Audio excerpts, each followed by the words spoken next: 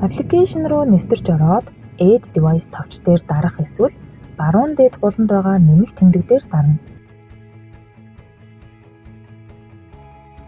Small Home сонголтыг дарж ороод Heater Wi-Fi сонголтыг сонгоно.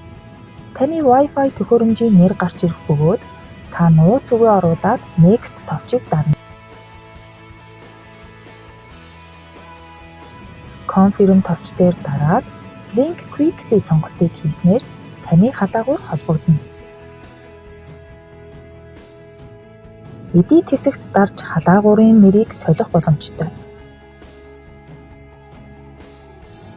Халаагуур удирдах үндсэн цэс харагдах байдал нь ийм бөгөөд энэ температур таны одоо байгаа объектын бодит температур. Дээрх температур нь таны тухайн өрөө тасалгааг халаахыг хүсч буй зорилттой температур юм а.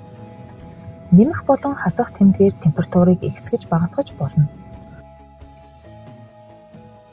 Mode цэсэн дээрээс та халаах хүчин чадлуудыг сонгож болно.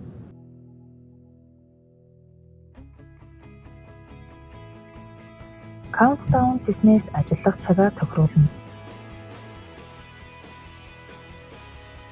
Switch товч дээр дарснаар халаагуурыг унтраах болон хасаах команд өгнө. Settings цэсний Fan товч дээр дарж жавар үргээх сэнсийг ажилуулна. Сэнсийг зөвхөн жавартай үед 10-аас 15 минут ажилуулна гэдгийг анхаараарай. Баруун дээд буланд байгаа Edit хэсэгт дарж ороод Share Devices цэсийг сонгоод Add товчийг даран Account хэсэгт нэмэлтээр бүртгүүлэх мэйл хаягаа оруулснаар нэгээс дээш гар утсаар буюу гэр бүлийн бүх гишүүд халаагуураа гар утснаасаа удирдах боломжтой.